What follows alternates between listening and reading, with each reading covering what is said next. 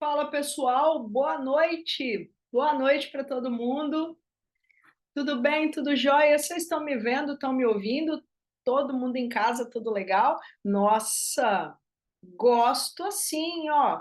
Várias telas diferentes, vários rostos aqui numa quinta-feira à noite. O pessoal está fazendo hora extra aqui, né? Então, boa noite para todo mundo. Estamos começando agora mais um revisaço. Se você está chegando aqui a partir de hoje, o Revisaço é um programa, um circuito de aulas, de lives gratuitas, de aulas de revisão que a Gama está proporcionando para a galera, porque quem faz revisão antes do tempo é aquele velho ditado que a galera sempre diz, né? Quem chega antes bebe água limpa. Se você deixar para fazer revisão naquelas 2 últimas semanas antes da prova, você se depara com um monte de conteúdo importante, com tempo cronometrado contra você, e você não consegue fazer um trabalho tão bom, tão consistente, tão legal, falar de tudo aquilo que precisa, de tudo aquilo que é relevante, de tudo aquilo que é necessário com qualidade. Por isso, eu já deixo aqui registrado os enormes parabéns a você que está aqui depois de um dia que com certeza foi corrido, foi cheio de coisa, foi cheio de afazeres, mas você está fazendo um serão, está fazendo uma hora extra e está acompanhando a gente nesse programa de revisões antecipadas com conteúdos relevantes para o Exame Nacional do Ensino Médio. Ô, gente, eu estou acompanhando as manifestações e as movimentações do Revisaço. Vocês já tiveram biologia, química, que tiveram física, matemática, linguagens, tô certa? Já percorreram esse caminho todo e agora chegou a hora, agora é que são elas. Para quem não me conhece, porque a gente está com muita gente por aqui, eu sou a professora Paula Favarato, sou professora de Geografia da Gama Pré-Vestibular e sou eu quem vai acompanhar você nessa quinta-feira no Revisaço de Ciências Humanas, parte específica de Geografia. Então sejam todos muitíssimo bem-vindos. Vai ser um prazer enorme passar as próximas 1 hora e meia discutindo 2 temas de geografia que não têm conversa. São extremamente relevantes. Na hora que o pessoal me chamou para dar uma aula aberta sobre tema relevante de geografia, eu não pensei 2 vezes, pessoal. Não pensei 2 vezes. Eu falei, nós vamos arrasar com geo-humana. E a gente vai falar em uma mesma aula sobre os temas mais relevantes de população e urbanização. Eu vou te explicar o motivo da minha escolha. Quando você junta essas 2 temáticas, que são as abordagens de geografia de população, a demografia e o processo de urbanização, 2 assuntos juntos abraçam mais ou menos 34% das questões que o Exame Nacional do Ensino Médio costuma trazer para vocês. 34%, galera, é uma margem de conteúdo que você não pode rejeitar. E mais importante do que isso, muito mais importante do que essa leitura quantitativa de 34%. Eu sou de humanas, cara. Então, para mim, é mais relevante a temática e a abordagem qualitativa. Quando cai população e urbanização, as questões normalmente são questões fáceis. No máximo, elas são questões médias. E aí você sabe muito bem, meu bebê, meu amor, o que, que acontece com você quando você pisa na bola em questões temáticas e abordagens fáceis. A TRI não perdoa, quem perdoa é Deus e você perde muita coisa. São questões que têm uma relevância de acerto e uma importância para você adquirir uma nota legal estratosférica. Então, primeira dica de milhões: nunca, jamais, em tempo algum, menospreze conteúdos que vão dar origem a questões fáceis. Eles são os melhores amigos de vocês, vocês têm que pegar, abraçar, beijar, dominar, responder de trás para frente, de frente para trás, e o mais importante, vocês têm que entender processo. Porque o que acontece no Enem é uma constante repetição de situações problema usando os mesmos processos. Você muda os elementos da questão, você muda o exemplo, você muda o ambiente, mas a maneira de pensar o processo é mais ou menos a mesma. Então, é para isso que eu estou aqui hoje, muito mais do que resolver uma lista de exercício que você pode fazer sozinho, que você pode fazer sozinha. Eu estou aqui para destrinchar como o Enem cobra geografia de população e urbanização. Lembrando sempre que a abordagem que eu vou ter com vocês, embora seja uma abordagem geral, ela vai ser muito mais focada a dinâmicas e realidades do Brasil. Porque se a gente for colocar numa balança, pessoal, podendo escolher entre trabalhar com a abordagem e a realidade desses processos para qualquer lugar do mundo, a tendência do Enem vai ser sempre, no passado, no presente e no futuro, expor o aluno brasileiro a realidades muito mais pertinentes aos nossos processos do que os dos outros.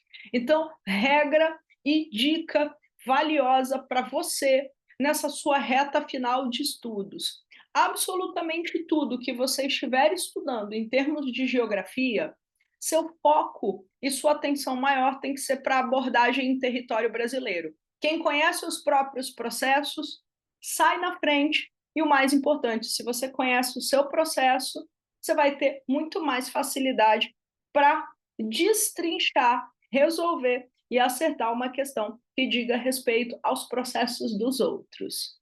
Podemos começar, então? O revisaço de número 6 de 2025, uma aulaça de humanidades com foco em geografia, população e urbanização. Bora, bora? Então, vamos embora. Me interrompa a todo momento que você quiser e precisar.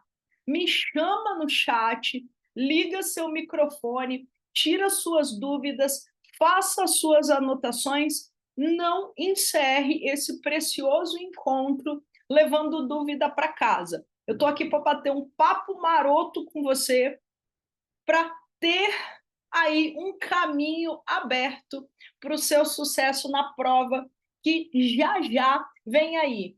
Façam suas apostas, porque as minhas estão todas aqui, ó.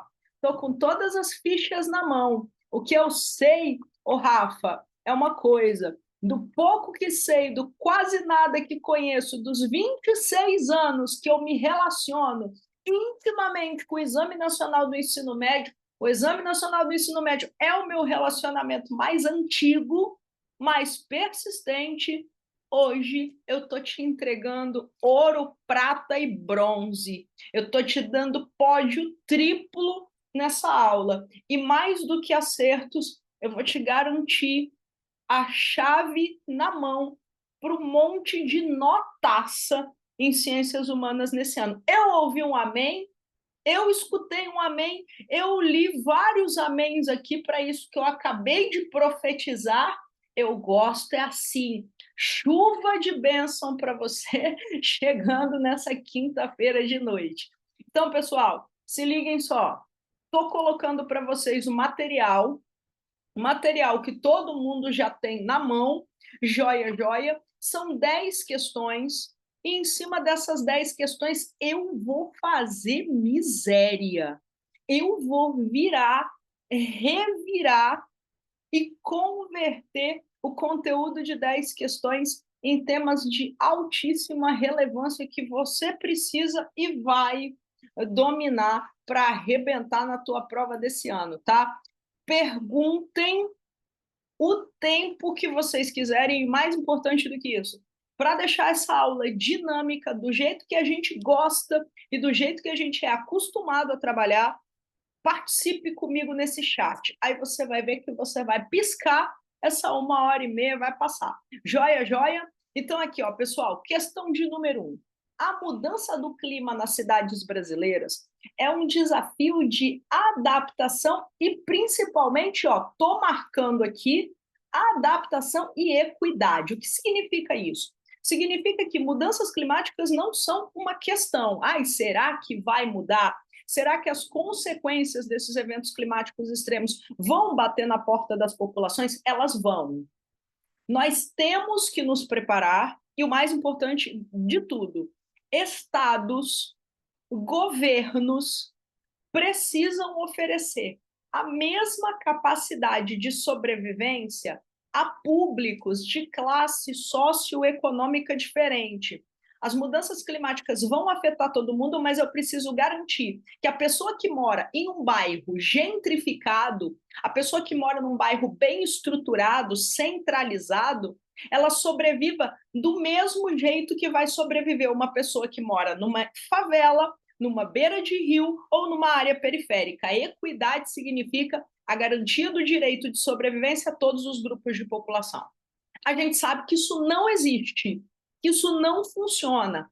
As mesmas alterações climáticas vão bater com muito mais força nos públicos menos assistidos de condição sociofinanceira. A esse processo, galera, que resumidamente significa pobre se ferra muito mais do que rico, a gente dá um nome. E eu já vou começar fazendo as minhas anotações aqui e você faz as suas aí juntinho.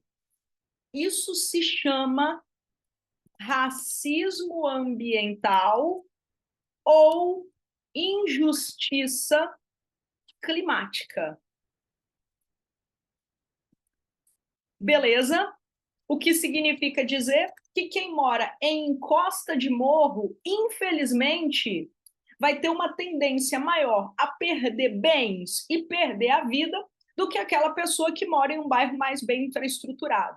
Isso significa dizer que eu reclamo do calorzão do verão, mas eu reclamo do meu lugar de privilégio trabalhando numa sala com ar-condicionado. Será que o calor que bate em mim é o mesmo calor que vai bater numa pessoa que está trabalhando, reformando o asfalto na cidade?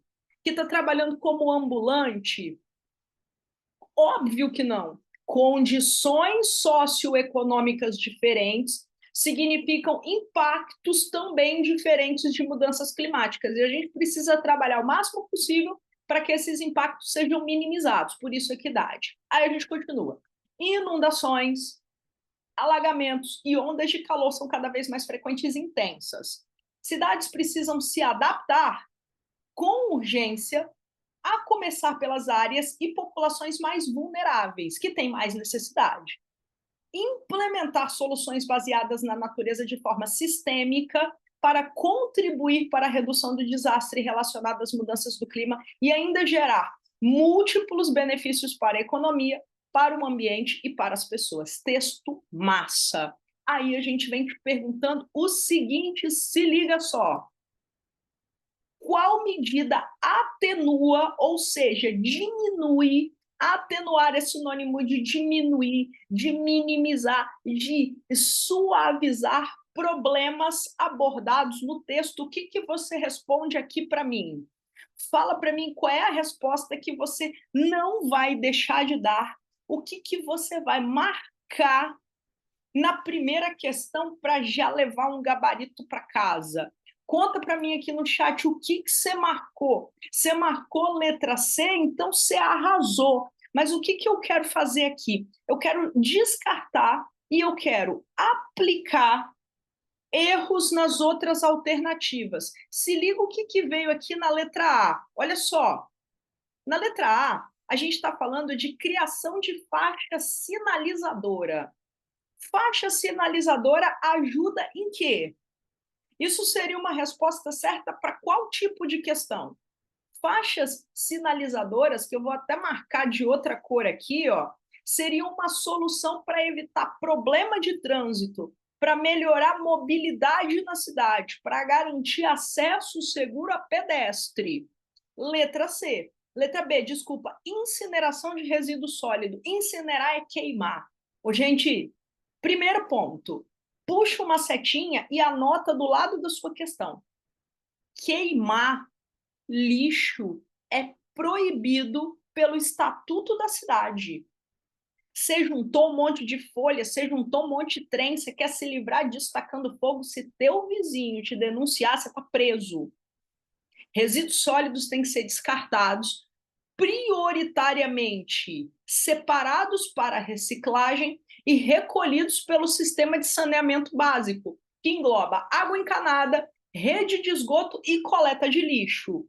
Então, isso aqui, além de estar erradíssimo, piora as mudanças climáticas, tá? Então, se liga, tacar fogo nos trem, alguém vai denunciar, Antônio, e se denunciar é multa. Eu te digo isso do lugar da minha mãe, que uma vez foi fazer uma faxina em casa, juntou uns papéis que ela achava que não podia jogar fora, porque, oh meu Deus, eram papéis muito sigilosos, tinha número de documento, como se alguém fosse roubar a gente. Ela juntou tudo e fez uma fogueira. O vizinho denunciou, a véia foi enquadrada, porque não pode. Letra C, implantação de parques públicos. Galera, essa é a resposta. Quando você implanta parque público, olha o que você consegue. Cara, vou até anotar aqui. Você tem áreas verdes que vão ajudar demais a cidade no enfrentamento das mudanças climáticas. Pessoal, se tem parque, se tem área verde, se tem espaço não cinza na cidade, você ajuda o meio ambiente de vários jeitos diferentes. Primeira vantagem de um parque público: não tem asfalto, tem chão, tem terra de verdade, tem cobertura de grama. E atenção aqui para mim: se não tem asfalto, se tem chão, qual vai ser a vantagem para a cidade? Maior infiltração da água da chuva, acumula menos. Quer outra tremenda vantagem de um parque público? Além dele ser um espaço de socialização para diferentes grupos, além de infiltrar, não acumular, não dar origem àquela enchente, aquele escoamento superficial, sombra. E sombra pode não mexer com a temperatura, mas com certeza mexe com aquilo que a gente chama de sensação térmica.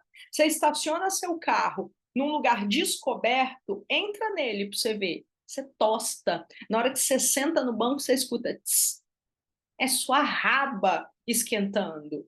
Se está debaixo da árvore, passarinho vai sujar? Passarinho vai sujar. Mas se você abrir o vidro, rapidinho você tem conforto térmico. Então, sombra mexe com sensação térmica, embora possa não necessariamente mexer com temperatura.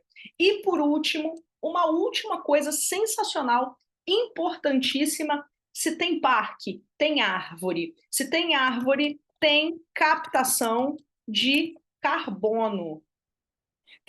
Excesso de veículo, muita poluição sendo produzida, as árvores são importantes para capturar uma parte do carbono da atmosfera. Joia, estamos bem.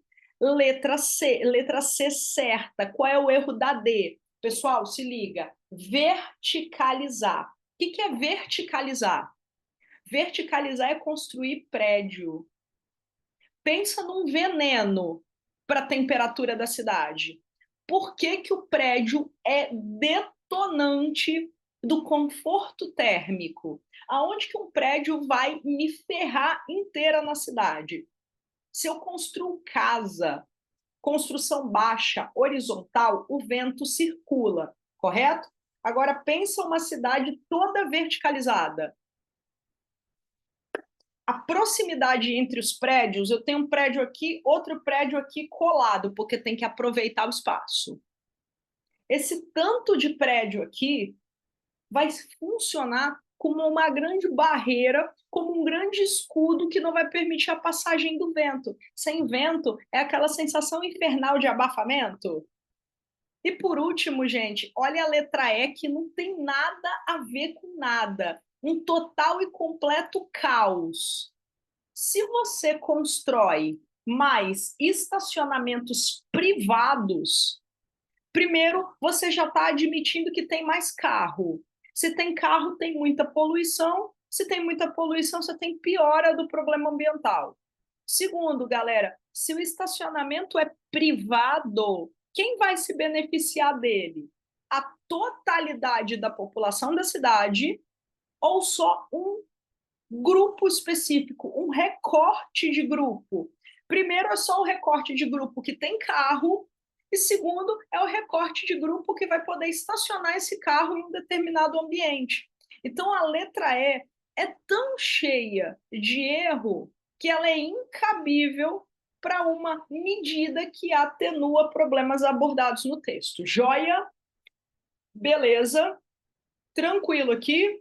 Implementação de parques públicos, área verde, maior infiltração, sombra e captação de carbono. Eu tenho 3 grandes vantagens que minimizam os problemas ambientais em áreas urbanas, sem contar que área pública é espaço de socialização. Então, eu vou aproveitar, vou abrir o meu chat e vou trazer para você um outro problema. Antônio, perfeito, cara, perfeito. Ainda tem concreto.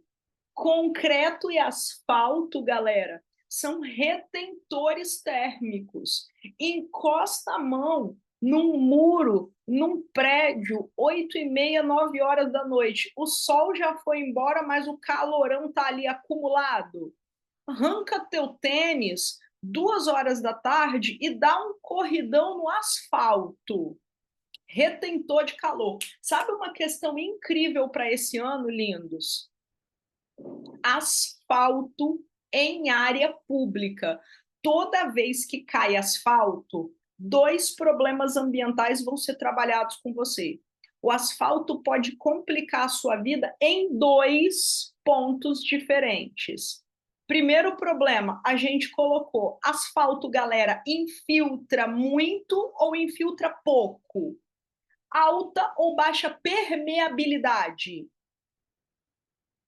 Baixa permeabilidade, é impermeável. Choveu, alagou. Um problema.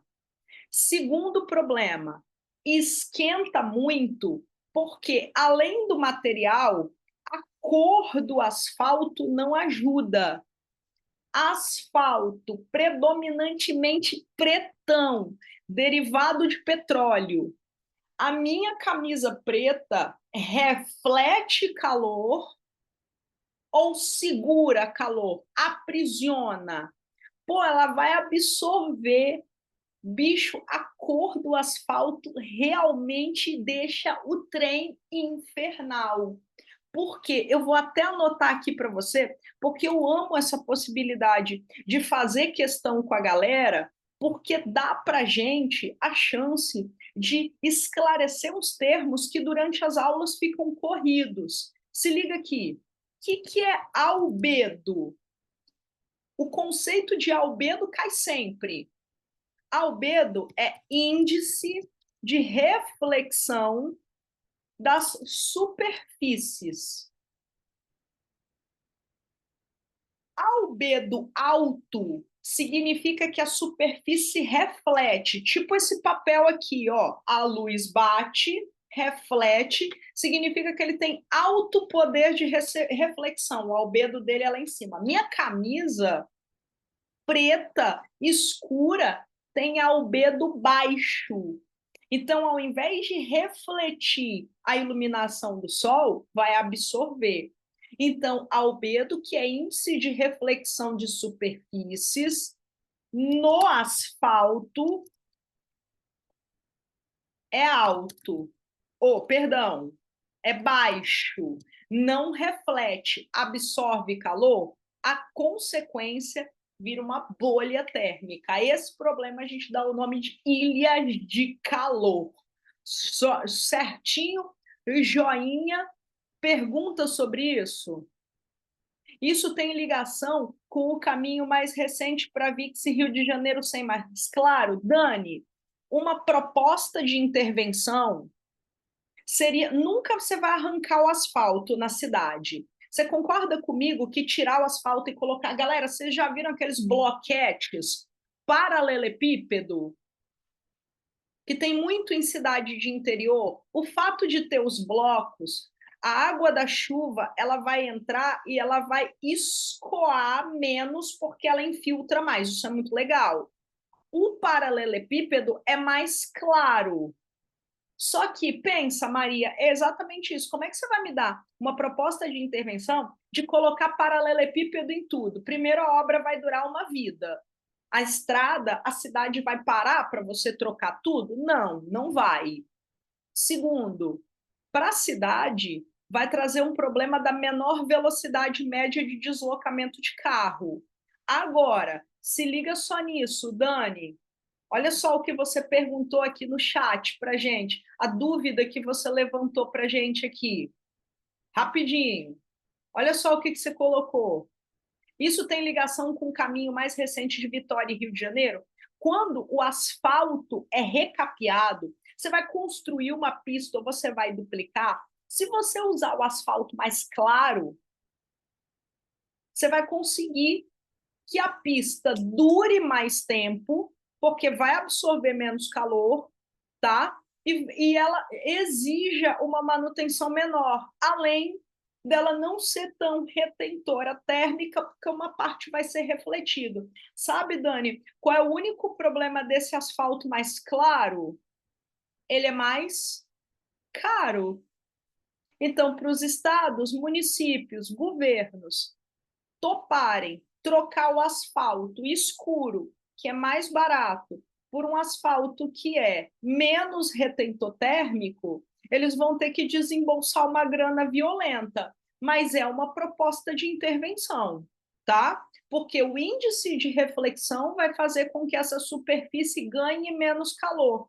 Além de ficar uma bolha térmica menos insuportável, você vai ter menos intemperismo físico. O asfalto vai sofrer menos com excesso de temperatura, ele vai quebrar menos, vai abrir menos buraco, só que isso literalmente tem um preço.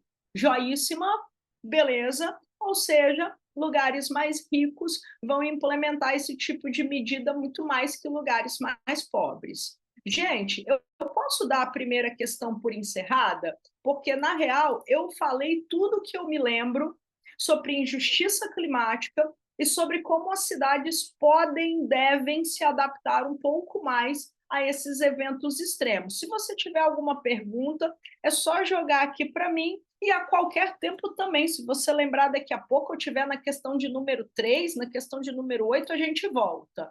Vou para número 2. Em 1960, saí de urbanização, vou trabalhar uma população massa aqui com você. Em 1960, a primeira pílula anticoncepcional foi comercializada nos Estados Unidos. E em poucos anos, o método contraceptivo se difundiu pelo mundo, inclusive no Brasil. Em nosso país, a chegada das pílulas anticoncepcionais foi simultânea às discussões neomalthusianas sobre a crise demográfica, a aceleração do processo de modernização e o boom da indústria farmacêutica internacional. Pare tudo, apenas pare e foca comigo nessa teoria aqui, ó. Se difundiu ao mesmo tempo das discussões da teoria neomalthusiana. O que diziam os neomalthusianos? Pessoal, neomalthusianos são uma corrente de pensamento que surge depois da Segunda Guerra Mundial e que fala o seguinte: olha a ideia dos caras, vou anotar aqui e você anota no seu material também. A culpa da pobreza de um país é do excesso populacional. Pobres, vocês são pobres porque são numerosos. Se vocês tivessem famílias com menos filhos, o governo ia gastar menos com pessoas e mais com economia. Toda vez que aparecer neomalthusianos, eles culpam o atraso econômico dos países, atribuindo esse atraso aos excessos de natalidade. Então, na cabeça deles, qual vai ser a saída? Governo, entra na jogada e diminui a natalidade dessa galera. Escolhe para mim uma palavra. Se é o governo que vai entrar para reduzir o tamanho das famílias, qual é o termo mais certo? Escolhe para mim. Controle de natalidade ou planejamento familiar? Se é o governo que vai entrar nessa discussão. Se é o governo que vai mandar no tamanho da tua família, é muito mais interessante que você use a terminologia controle de natalidade, porque planejamento familiar, galera, é uma escolha. Só que o texto está me dizendo que as pílulas surgem na década de 60. Vem cá rapidinho comigo. Esse texto gera uma certa confusão no aluno que conhece o conteúdo. Pílula anticoncepcional. Em algum momento da história do Brasil, o governo exigiu que as mulheres tomassem anticoncepcional ou ela foi oferecida, seja no sistema de saúde ou nas farmácias através da compra? Foi oferecida. Foi oferecida. Então, Sara, corrige a ideia do texto para mim. Pílula anticoncepcional, que surge a partir da década de 60, é mais controle de natalidade ou planejamento familiar?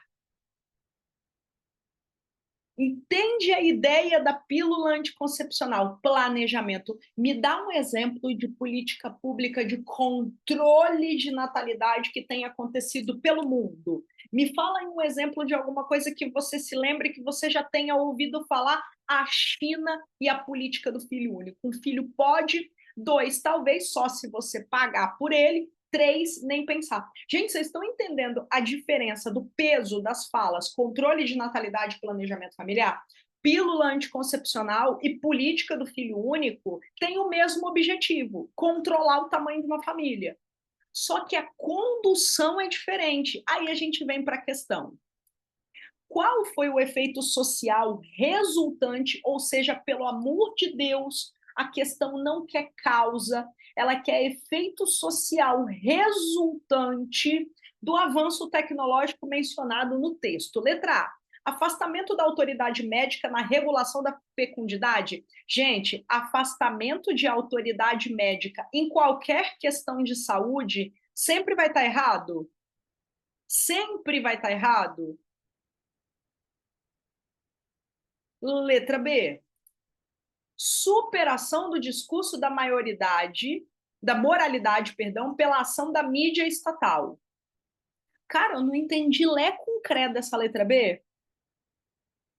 Eu não entendi lé com cré dessa letra B. Letra C. Ampliação do debate público sobre planejamento familiar. Isso faz sentido? Sim ou com certeza? Existiu uma medicação onde as mulheres fazem uso contínuo e essa medicação ajuda elas a não terem filhos, gestações, gravidezes indesejadas. Bicho, isso está perfeito. Resposta certíssima aqui tem que ser ampliação do debate público sobre planejamento familiar. Olha o erro da letra D. Centralização da pesquisa científica pelo sistema privado de saúde. Gente, sistema privado de saúde, centralização? Vocês concordam comigo que planejamento familiar é uma coisa discutida pelo SUS? Que, inclusive, me fala aqui coisas que são oferecidas gratuitamente pelo Sistema Único de Saúde para ajudar no planejamento familiar. Me dá aqui exemplos de políticas públicas, a camisinha distribuída, perfeitos preservativos. Pessoal, a partir de pouquíssimo tempo aí na frente, você vai ter até implante contraceptivo oferecido pelo Sistema Único de Saúde. E tem uma outra coisa, gente, uma outra coisa incrível que não tem nada a ver com a questão específica da saúde e sim com a educação, que é a educação sexual na escola. E olha só, isso não está aberto para opiniões, tá? A prova do Exame Nacional do Ensino Médio é uma prova que tem a ideia fechada sobre a importância da educação sexual na escola para conscientização de jovens e como medida de evitar a gravidez precoce. Então, tem participação, não tem centralização, tem difusão. Essa é uma discussão que participam os laboratórios, os grupos farmacêuticos, mas se participa o governo, participa também a questão pública. Joia. E letra E, enrijecimento de doutrinas religiosas sobre a organização da vida doméstica. Gente, método contraceptivo normalmente é enrijecimento de doutrina religiosa ou flexibilização de doutrina religiosa? A autonomia do direito reprodutivo sempre vai aparecer na prova como uma flexibilização. Joíssima, beleza, show de bola. A laqueadura e vasectomia entram como estratégias de planejamento, Marcele, entram super. Inclusive, querida, se liga nisso, porque isso daria uma outra proposta de questão muito parecida com essa, mesma habilidade, mesma ideia. Eu vou fazer para você agora, na arte do improviso, no freestyle aqui, uma questão igual a de número 2, porém diferente. Mudou em 2023 a lei de laqueadura de trompas no Brasil. Te contar a lei antiga, a que existia até 2023. Mulheres poderiam fazer laqueadura de trompas só se elas cumprissem alguns pré-requisitos. Primeiro deles, ter 2 filhos vivos. Segundo, idade mínima de 26 anos. Terceiro, levar um documento assinado pelo companheiro de que o companheiro concordava com a esterilização. Isso criava muita barreira, isso criava muito obstáculo. Em 2023, a lei foi alterada. Hoje a idade mínima é 21 anos, não precisa ter filho pré-existente, você pode ter 2, você pode ter 3, você pode ter 0, e a autorização do parceiro, do companheiro, não é mais necessária. Parece que a gente está falando de um negócio medieval, mas isso, esse direito reprodutivo da mulher, passou a aparecer só em 2023. E se a questão trouxesse isso, que é estratégia de planejamento familiar, sim, e é oferecida pelo Sistema Único de Saúde, galera, a questão sempre vai falar de medidas que melhoram o acesso do direito reprodutivo da mulher. Joia, beleza? Inclusive, ô Marcele, eu acho sinceramente uma temática super interessante para ser abordada, já que a mudança de lei foi em 2023. Demorou para mudar ainda, né, Antônio? Mas mudou. Antes tarde do que nunca. Tudo bem, pessoal? Entendemos, então? Perfeito, eu vou para a questão de número 3 com vocês. De novo, urbanização. Uma população, uma urbanização. Uma população, uma urbanização. E assim a gente vai caminhando. Nossa, ritmo intenso. Tá tranquilo para vocês, gente? Estão conseguindo fazer as anotações que vocês precisam, tirar as dúvidas que vocês gostariam de tirar? Tá ok, então. Ó, gostou da aula? Posta uma fotinha, comenta, coloca lá no Instagram, marca a gente, faz aí uma bagunça. Bora levantar o grau dessa aula aí para o meu chefe ver que eu trabalhei bonitinho hoje, tá certo? Vamos embora, então? Vamos para a questão de número 3. Na verdade, né, Antônio? Ajuda naquele meu projeto. Galera, se você não conhece, eu tenho um grande projeto na vida, eu tenho uma grande vontade, um grande desejo de princesa. Marquem Gama Preveste, marquem Paula.favarato, posta lá. Eu tenho um grande desejo de princesa. Ô, Thaís, me ajuda aí, emplaca esse negócio. Eu quero ganhar recebidos não pagos em casa. Eu quero viralizar, eu quero ficar conhecida e eu quero receber mimos. Eu quero mimos. Então, eu te ajudo a ter um notaço e você me ajuda a ganhar mimos. Bora lá? Terceira questão. Espaços públicos não são produtos dados e acabados.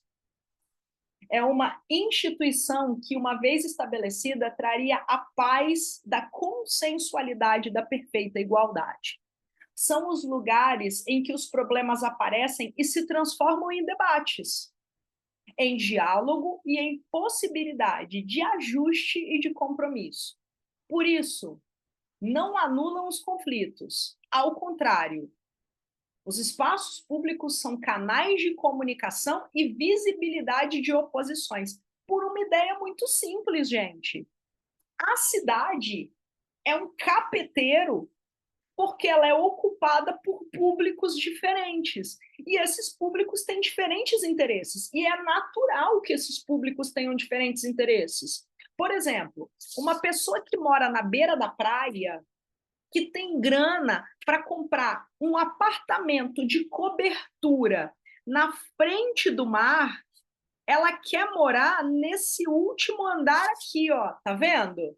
No da cobertura. Abre o janelão e vê o oceano de frente para ela. E quem sou eu para julgar? Se eu tivesse dinheiro, eu ia querer também. Só que o interesse dessa pessoa vai fazer com que, no final da tarde, a sombra do prédio tire o sol de quem vai para a praia às 4 horas da tarde. Então, vocês estão entendendo que cidade é feita para ter conflito? É fato, é fato. Beleza, vem comigo aqui. As características descritas no texto exibem a importância dos espaços públicos para quê?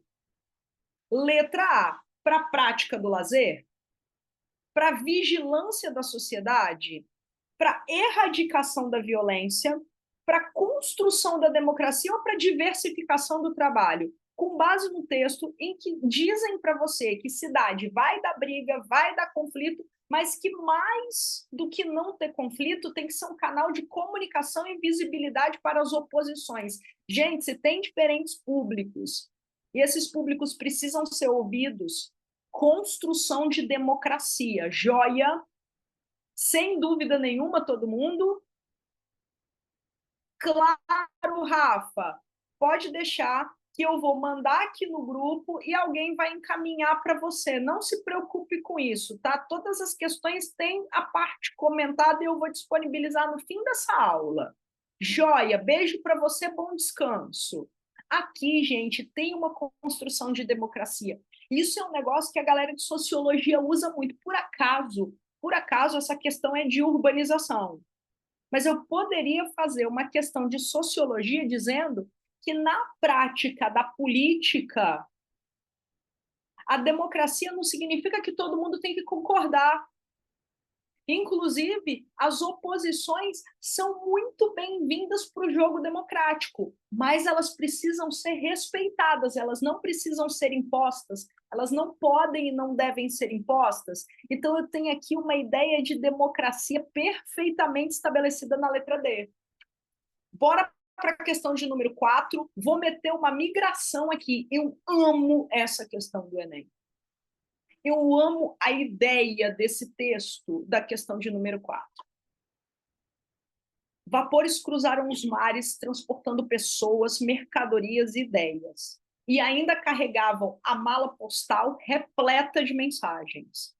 Múltiplas histórias escritas atravessaram o oceano buscando por notícias de filhos e pais, irmãos, maridos, esposas, noivos e noivas. As missivas traziam boas e más novas, comunicavam alegremente nascimentos e casamentos, também doenças e mortes. Enviavam declarações de amor e fidelidade, fotos de família, encaminhavam conselhos de velhos, pedidos de ajuda e de dinheiro, expediam cartas bancárias e de chamada, Essa literatura epistolar possibilitava a transmissão aqui, ó. Eu, se estivesse fazendo essa questão, canetinha na mão, essa literatura possibilitava a transmissão e construção de tradições.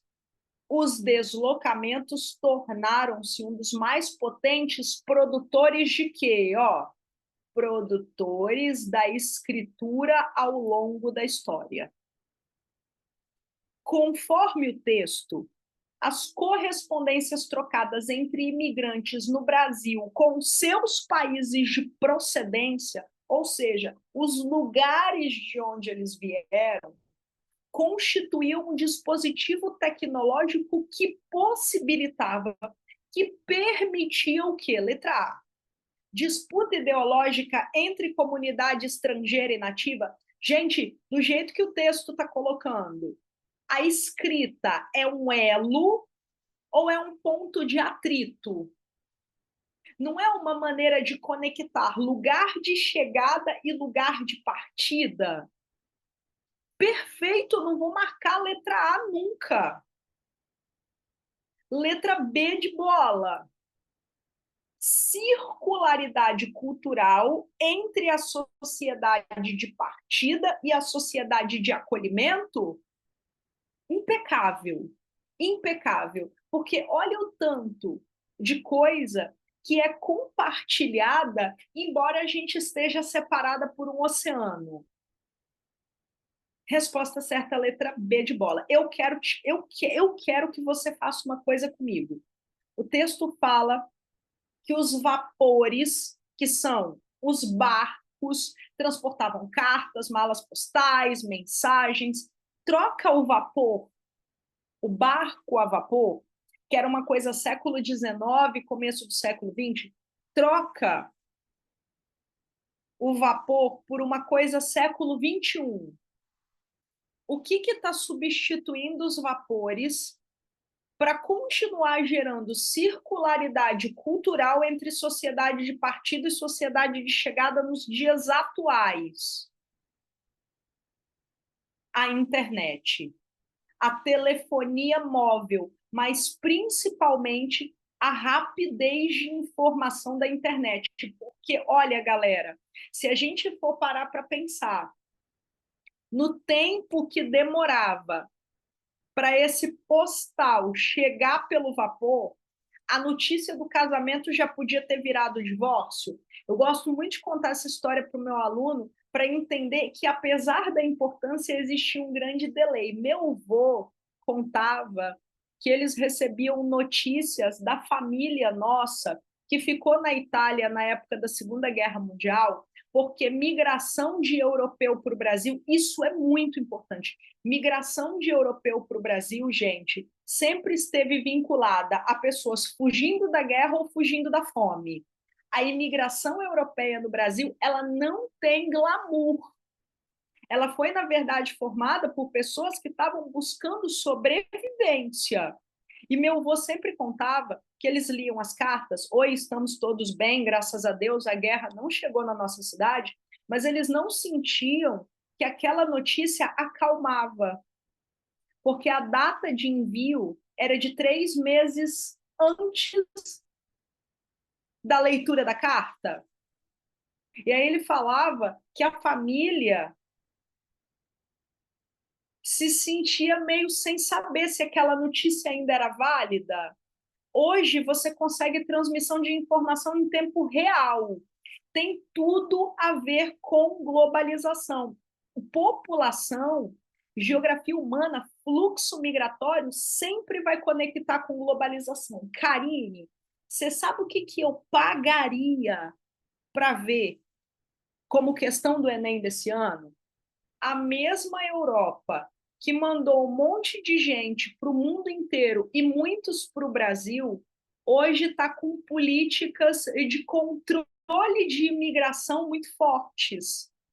Não é, no mínimo, curioso e peculiar um continente que mandou gente com fome, sem terra e fugindo de guerra para o planeta todo, hoje está enrijecendo a política de imigração? Por exemplo, brasileiros só conseguem cidadania italiana se tiverem, no máximo, um avô italiano. Então, essa mesma globalização que permite que as informações cheguem mais rápido e que as pessoas circulem mais rápido no globo terrestre, ela impõe barreiras.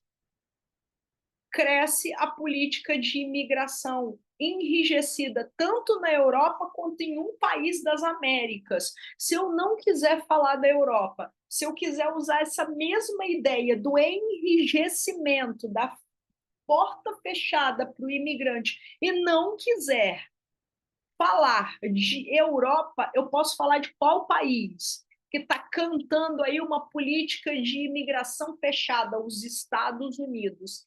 Exatamente. Ô, Vitória, o Milton Santos falava que quando a globalização abre a porta, ela é fábula.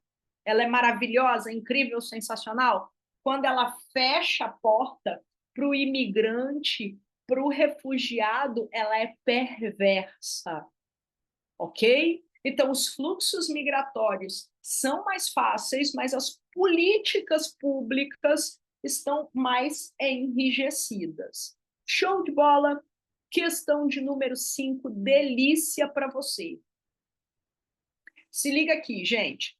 Diferentes projeções para a população brasileira de 2100 até, de 2010 até 2100. Confere comigo qual é o comportamento que o gráfico está trazendo. Eu queria muito que a gente visse junto aqui o gráfico primeiro, antes de você cair nas questões, porque aluno é engraçado. Menino de pré-vestibular e pré-ENEM é curioso. A ciência tem que estudar vocês. Qual é a maior reclamação, galera, que vocês têm do primeiro dia de prova do Enem? O que eu mais ouço é a galera falar que a prova é muito cansativa, porque você coloca no mesmo dia história, geografia, filosofia e sociologia, que são muito interpretativas, que são muito textuais, com uma redação que você sabe que vale muito e você vai se dedicar, e com uma prova de linguagens, que é o Velho Testamento. Eu te entendo. Sinta-se abraçado. Mas entenda você uma coisa, a mesma dificuldade de cansaço que você tem, todo mundo tem. Aí, o que o Enem faz? De vez em quando ele coloca uma imagem, um gráfico, uma tabela. E aí você vai e erra porque você não tem hábito. Olha aqui. O que eu quero aqui? A projeção da população brasileira de 2010 até 2100. O que vai acontecer com a população brasileira? Vocês concordam que a gente vai seguir crescendo,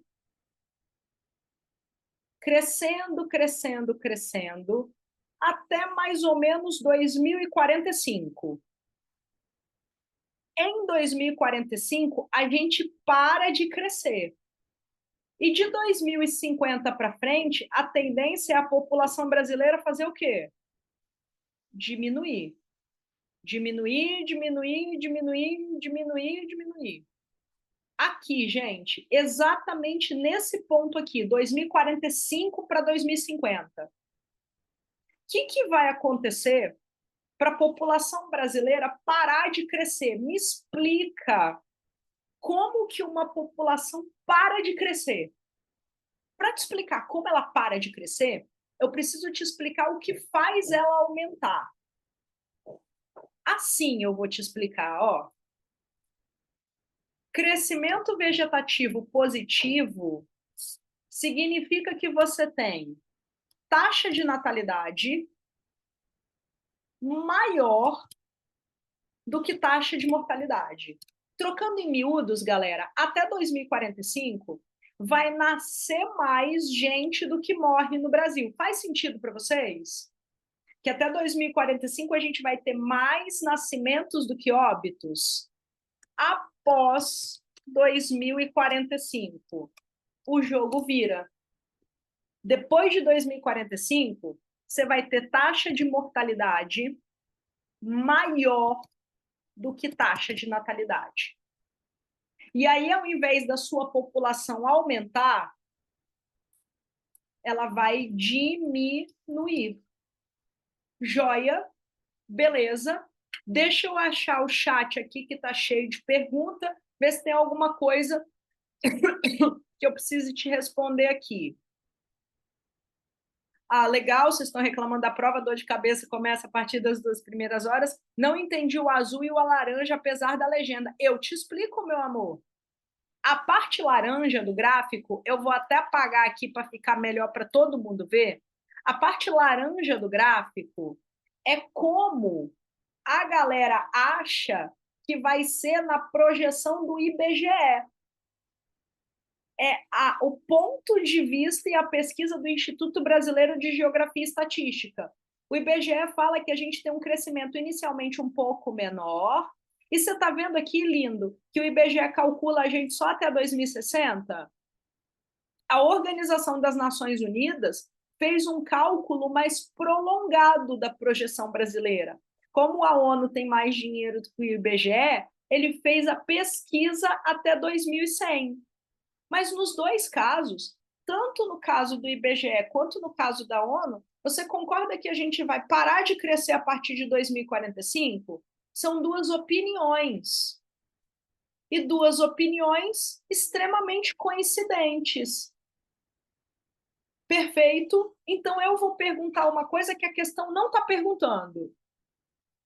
A partir de 2045, se deixar o pau quebrar do jeito que está, a tendência é a população brasileira implodir, ela passar a diminuir. Como é que o governo brasileiro pode resolver esse problema para a gente não entrar em extinção? Me fala quais seriam as propostas de intervenção que o governo brasileiro poderia lançar a partir de 2050 para evitar a diminuição populacional no país.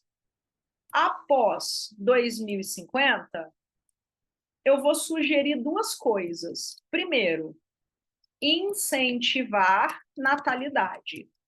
Só que incentivar natalidade, lindos, significa pagar para os casais terem filhos. E isso é caro.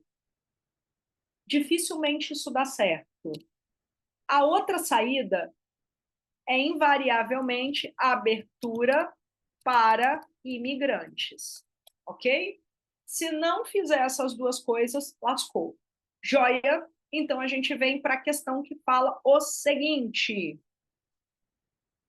Tirada, acho que vai ser difícil futuramente as pessoas quererem ter filho. Eu tenho certeza, Karine. É mais fácil para o governo abaixar a natalidade do que fazer as pessoas terem filhos que elas não planejaram. Custo de vida, método anticoncepcional e contraceptivo e mulher no mercado de trabalho são três coisas que tendem a puxar as natalidades sempre para baixo. Eu concordo totalmente com você, mas o governo tem que tentar.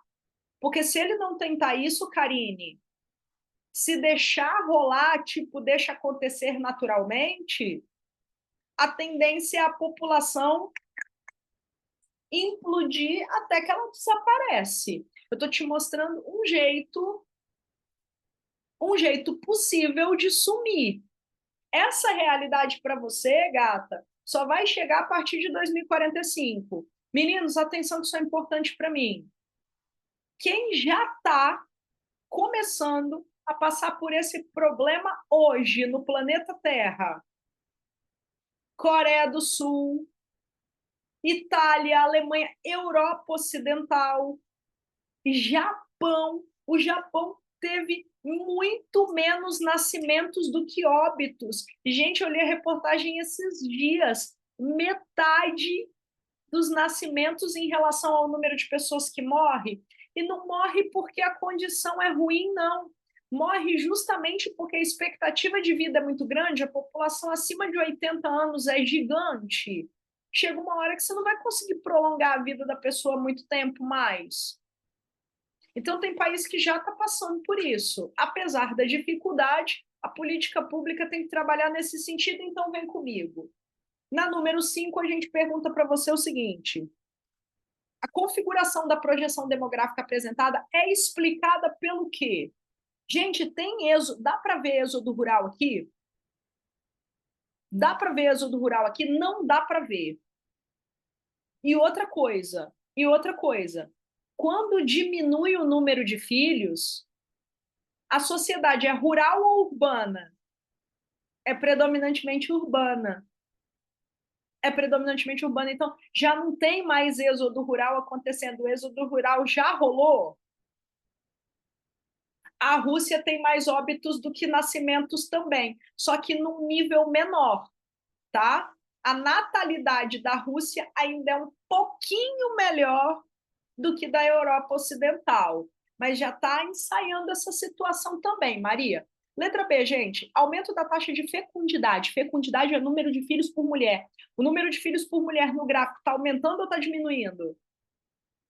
Está diminuindo, cara. Você vai puxar total o seu barco da letra B. Letra C, o gráfico vai se comportar desse jeito porque vai ter redução no crescimento vegetativo? Sim ou com certeza? Sim, com certeza absoluta.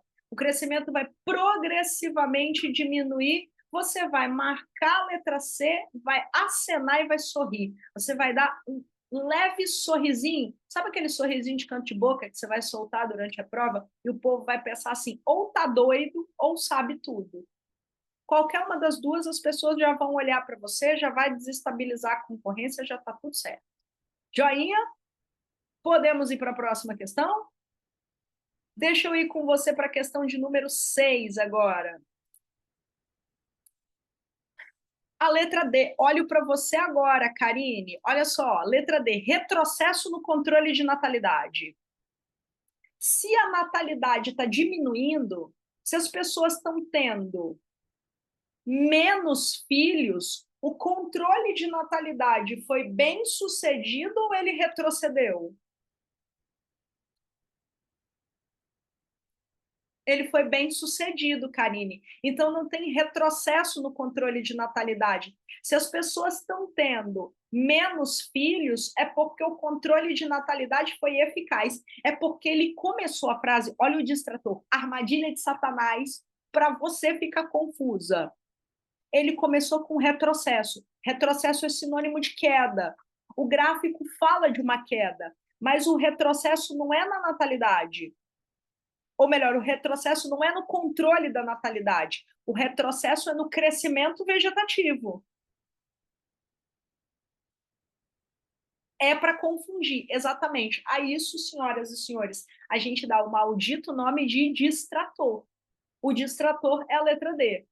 E aqui, gente, uma outra coisa da letra E que eu queria aproveitar. Em população, não existe estagnação.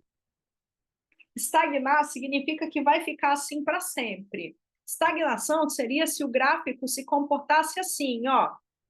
Subiu, subiu, subiu, subiu, chegou aqui, parou. Não existe nenhum país que tenha esse comportamento aqui que eu desenhei. Então, estagnação é uma alternativa que, para a população, você tem que me prometer que você vai correr, sem olhar para trás. Não existe estagnação em comportamento populacional. Tá bom? Questão de número 6, clássico de Enem. Gente, eu dei essa aula a semana inteira. Eu falei com os meninos, não menospreza a importância dos deslocamentos que acontecem dentro da cidade.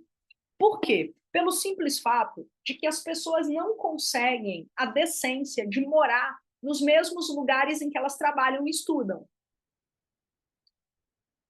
Pesquisa do IBGE aponta que a situação é mais grave no Sudeste. 13% das pessoas levam mais de uma hora para chegar ao trabalho. Nas regiões metropolitanas de São Paulo e do Rio, o IBGE registrou os maiores percentuais de trabalhadores que levam mais de uma hora para o emprego. Quem vê o Marcelo chegar no trabalho nem imagina a maratona que ele enfrenta todos os dias às 5 da manhã. Acorda às 4h30, sai de casa às 5, pega o trem às 5h20, chega na central às 6h50, pega ônibus e chega no trabalho mais ou menos 7h10. Segundo especialistas, são os mais... Aqui, ó, desgrama, né? A injustiça aqui. Segundo especialista, são os mais pobres que moram mais longe do emprego e que, portanto, vão ter mais tempo de deslocamento, porque a periferia é mais distante do centro da cidade. Você não pode errar uma questão como essa de jeito nenhum. A pesquisa desenvolvida retrata a qual dinâmica populacional? Esse movimento da pessoa que sai de casa para trabalhar, estudar e volta no final do dia é chamado lindamente de movimento pendular. Resposta certa, letra D. Então, eu vou te perguntar o seguinte: guarda, Ricardo, a gentrificação para o final? Eu sou aquele tipo de pessoa sem graça que quer que você me dê atenção até o fim. No fim da aula, eu vou falar de gentrificação. Momento de milhões, que é uma apostaça de questão de prova. Não, gato, eu tenho que fazer você ficar comigo aqui e me dar atenção mais um pouco. Então, eu vou guardar a cereja do bolo para o final. Meninos, aproveitem comigo a questão mais um pouquinho. Se você faz todos os dias movimento pendular, você vai trazer um puta problema para a cidade. Qual é a consequência negativa, o desdobramento de você sair de casa para trabalhar, estudar e voltar no final do dia? Como isso vai comprometer a vida da cidade? Exatamente, você vai gerar graves problemas de mobilidade urbana, porque todo mundo sai na mesma hora e todo mundo volta nos mesmos momentos. Então, toda vez que falar de movimento pendular, gente, a questão vai ter uma vontade enorme de falar que o movimento pendular tem como consequência trânsito e mobilidade comprometida. E agora você vai arrasar comigo. Qual é a proposta de intervenção perfeita para minimizar problemas de trânsito? Você vai ter um monte de coisa para pensar, mas qual é a mais eficaz proposta de intervenção? É essa daqui: transporte coletivo de qualidade. Se você não conseguir dar transporte coletivo de qualidade, aí você fala de rodízio de placa, aí você fala de bicicleta, de patinete, aí você fala de faixa exclusiva para ônibus, mas o primeiro passo para deixar de lado os problemas de uma falta de mobilidade urbana na cidade é trabalhar com a ideia de que o transporte coletivo tem que ser de qualidade, porque o ônibus vai ficar no congestionamento, mas ele vai levar de uma vez só 70 pessoas. Um carro de passeio leva no máximo quantas pessoas? Pensa na melhor das hipóteses. Um carro de passeio vai transportar quantos indivíduos em uma viagem, em um deslocamento? Na melhor das hipóteses, são 5. Agora eu vou fazer uma pergunta cruel. Normalmente, quantas pessoas tem num carro de passeio no congestionamento quando você olha para o lado? 1, 2, no máximo 3. Juro que fiquei 1h20 preso no trânsito. É isso, é a vida de quem mora em uma grande cidade. É isso, é ficar preso no trânsito. Não existe mais, galera, não existe mais o chegar no horário na cidade. E o número de veículos, a taxa de motorização está tão alta que hoje em dia a gente fica preso no congestionamento fora dos horários de pico, dos horários de rush, que são normalmente 7 da manhã, perto das 7 da manhã e perto das 18. Em qualquer hora que você saia, tem um excesso de veículos na cidade que vai comprometer o movimento. Aí é que vem. Amanda, vamos lá. As cidades que mais crescem no Brasil hoje são as grandes ou são as médias? São as médias. Isso tem que ser um mantra. Meninos, olha só, me prometam uma coisa. Você vai acordar todo dia de manhã até o dia do Enem, vai lavar o seu rosto no espelho e vai olhar para você mesmo de manhã e falar assim: as cidades que mais crescem no Brasil são as médias. As grandes já socaram. Agora as médias estão crescendo. Qual é a consequência negativa para essas cidades do fato delas estarem crescendo muito agora? Amanda, daqui a um tempo, as cidades médias vão reproduzir os mesmos problemas que os centros urbanos maiores atravessam, porque junto com o crescimento, junto com o bônus do crescimento, vem o ônus. E um dos ônus piores, invariavelmente, é a questão da mobilidade. porque o transporte coletivo é um problema estrutural do Brasil? Vamos lá, número 7, vem comigo. O volume anual de população que se incorporará à faixa de 65 anos. Galera, a faixa de 65 anos é a população predominantemente idosa. Aumentará continuamente. Em média, anualmente, o crescimento será talvez de mais de 550 mil idosos no primeiro quartel do século XXI e superará a casa de 1 milhão entre 2025 e 2050.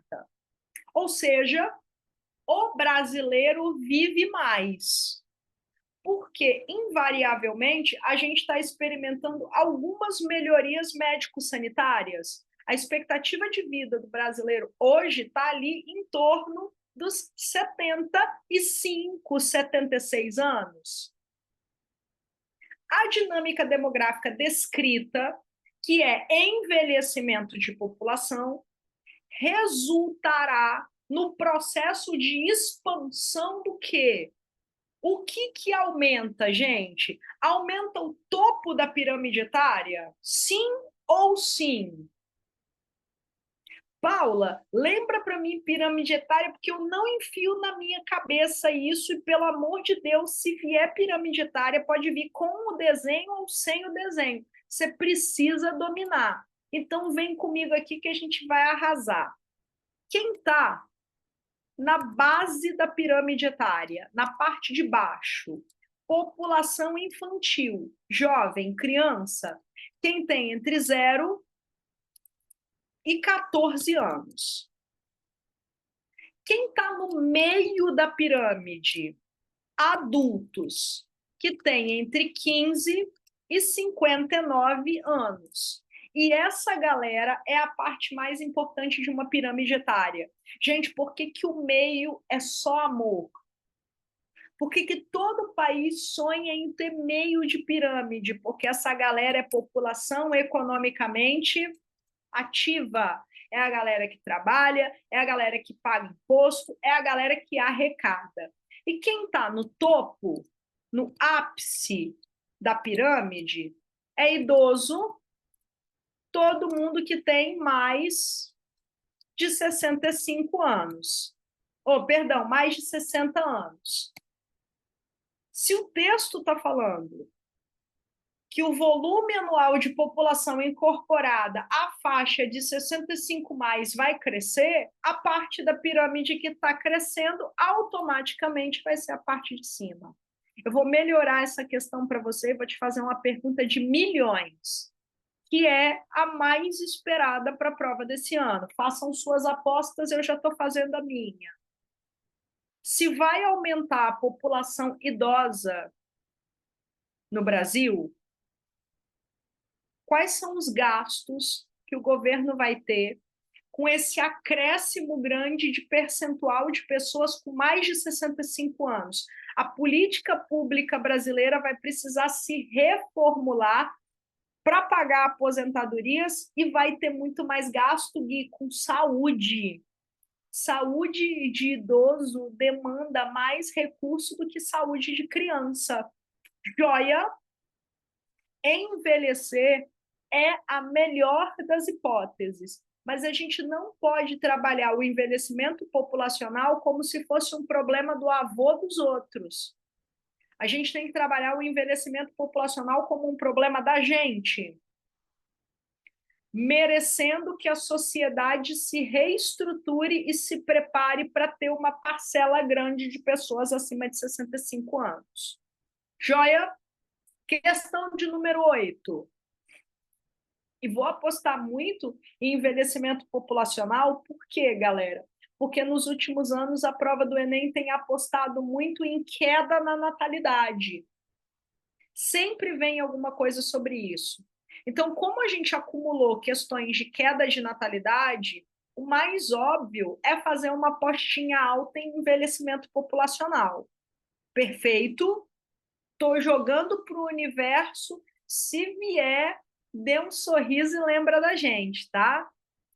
Número 8. Macrocefalia urbana pode ser entendida como a massiva concentração de atividades econômicas em algumas metrópoles que proporciona o desencadeamento de processos descompassados, redirecionamento e convergência de fluxos migratórios, déficit no número de empregos, ocupação desordenada de determinadas partes da cidade e estigmatização de estratos sociais, e comprometem substancialmente a segurança pública urbana. Um texto lindo, a letra D é de extrator, deixa eu olhar para você agora. Índice de desemprego estrutural, a letra D é de extrator, porque desemprego não afeta muito população de mais de 65 anos. Embora a gente viva a situação de desemprego no Brasil, Eloá, o desemprego afeta mais qual das três partes da pirâmide? A base, o meio ou o ápice? O meio, muito bom.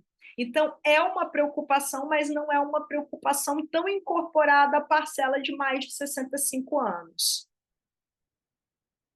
Perfeito?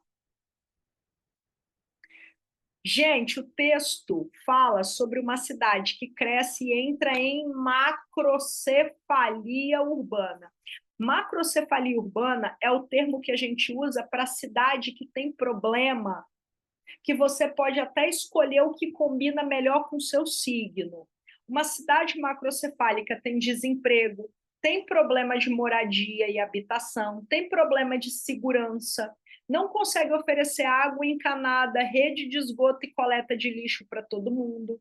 Uma cidade macrocefálica, uma cidade onde o trânsito é caótico. Vocês entendem que a macrocefalia não é baseada em um problema? Ela é pautada na generalização dos problemas no centro urbano. Então, vem comigo aqui. Se liga. Dos problemas da cidade, eu gostaria que você desse uma atenção especial à moradia e habitação. Vocês concordam comigo, gente, que tem sido uma crescente, principalmente no pós-pandemia, do número de pessoas em situação de rua, não só no centro da cidade, e não só em grandes metrópoles, mas em todos os espaços das cidades, independente do tamanho? Aí eu quero que você pense uma coisa comigo aqui.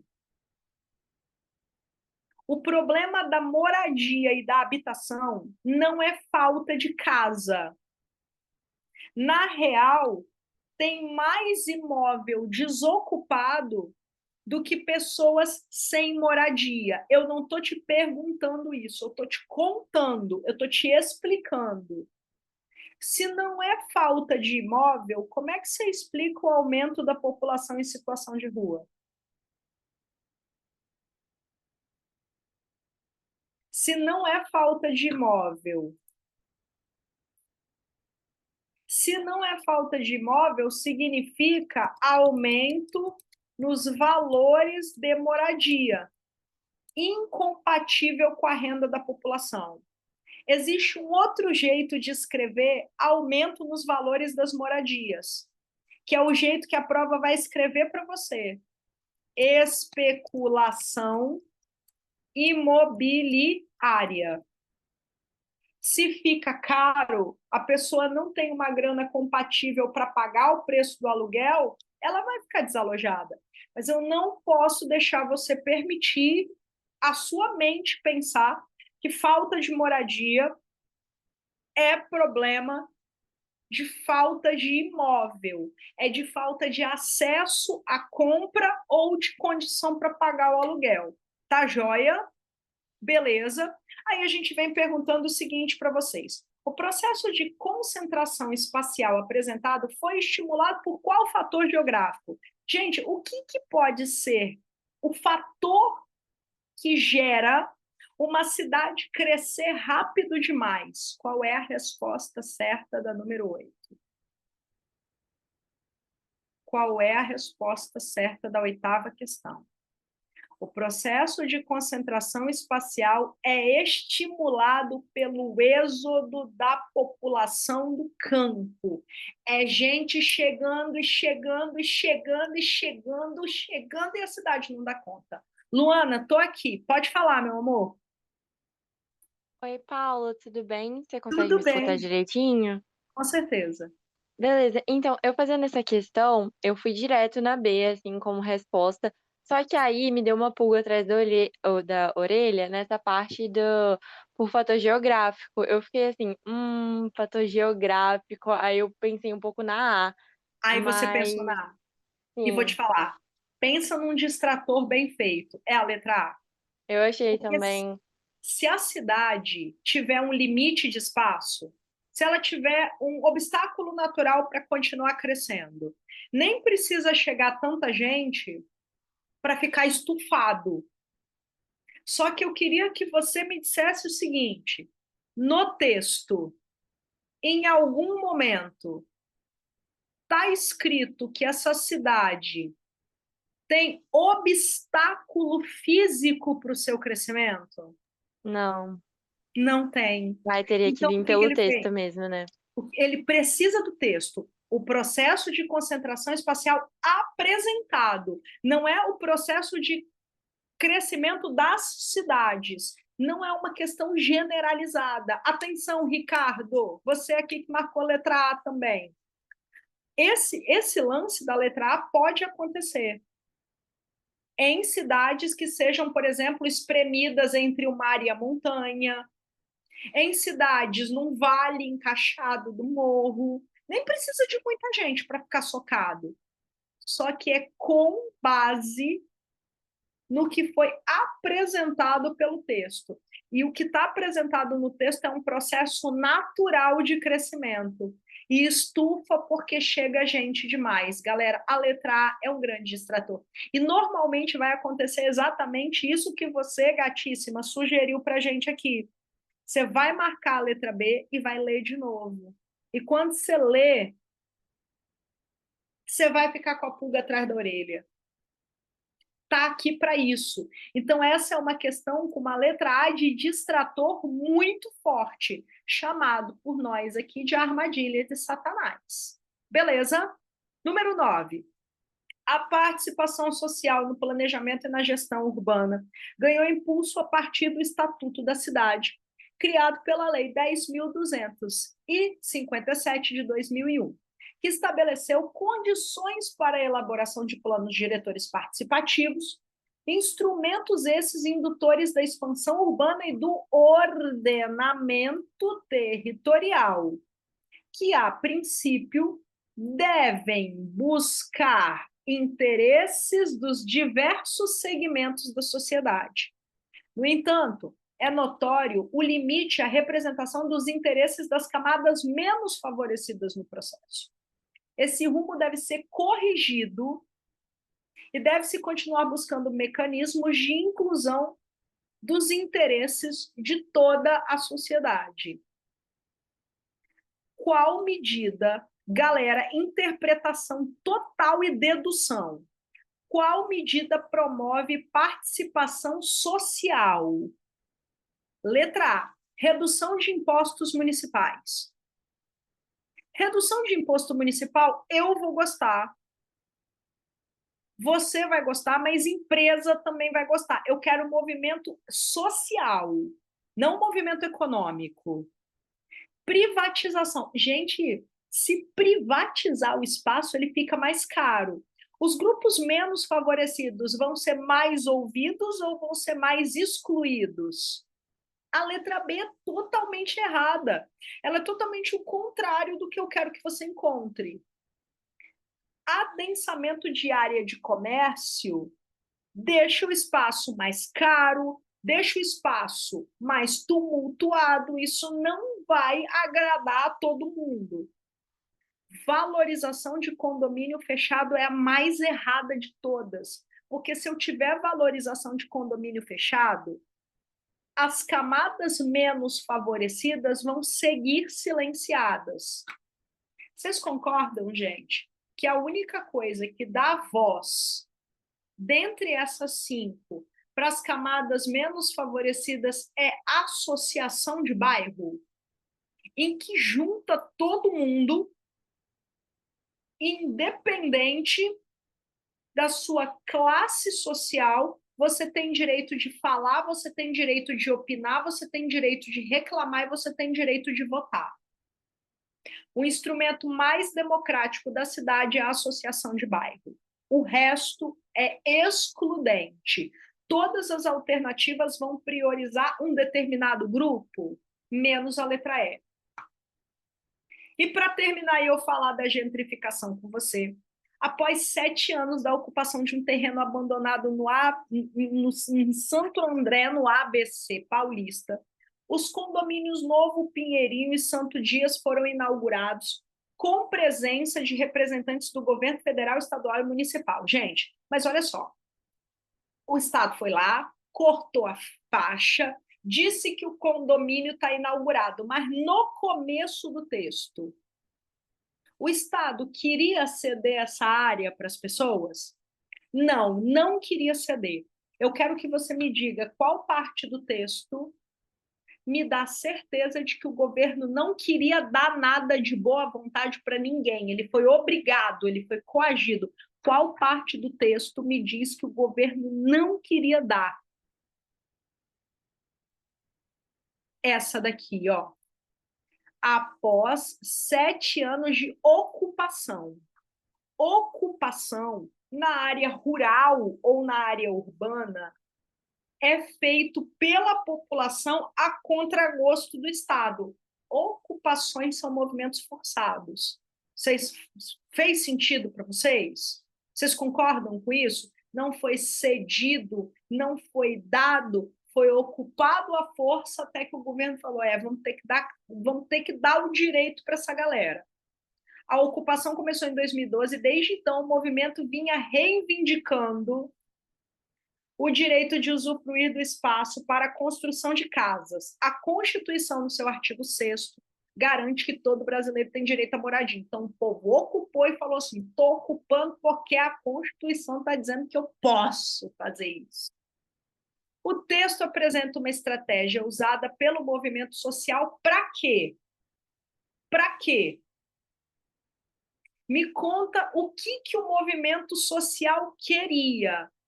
Se ele está usando carta magna em seu artigo 6º no final, você não tem como evitar marcar a letra D. Concorda que a resposta está totalmente no texto? Acha para mim o distrator. Acha para mim o distrator. Controlar a propriedade estatal é distrator. Por quê? Porque eles ocuparam a área e o governo depois cedeu.